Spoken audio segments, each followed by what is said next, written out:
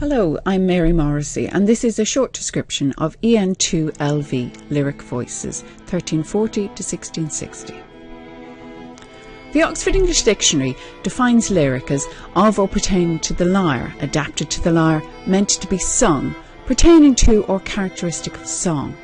And so it is now used as the name for short poems, whether or not intended to be sung, that are divided into stanzas or strophes and directly express the poet's own thoughts and sentiments. Let's look at how that definition helps us understand the poems we study on this module. Firstly, this is poetry that has musical qualities, and on this module we will look at the musical qualities of verse. We will look at rhythm and rhyme. We will look at the social situations in which poetry and song was performed, and we will look at poems in which music and the performance of music or the performance of poetry are part of the poem's themes. Poems like Sir Thomas Wyatt's Blame Not My Lute, for example. The definition said that lyric poetry directly addresses the poet's thoughts or sentiments, and we will look at the way lyric poetry uses poetic personae and different points of view. We will look at the use of poetic conventions and generic characteristics.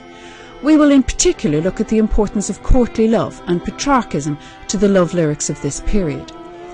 And in religious lyrics, we will look at the humanity of Jesus and Mary in the representation of those figures. The authors and texts that we explore are various. As well as looking at canonical authors like Chaucer, Shakespeare, John Donne and Andrew Marvell, we will look at lesser known authors.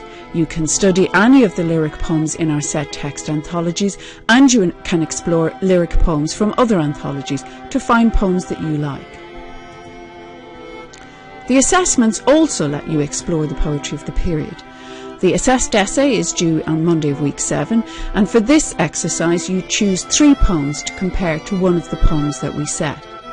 Your second exercise is an anthology, and that's due on Monday of week 1 of the next term.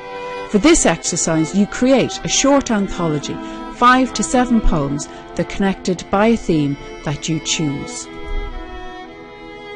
Lyric Voices explores short poems about big themes, about growing up and growing old, about our connection with the divine and our fear of death, and with the variousness of our loves and desires.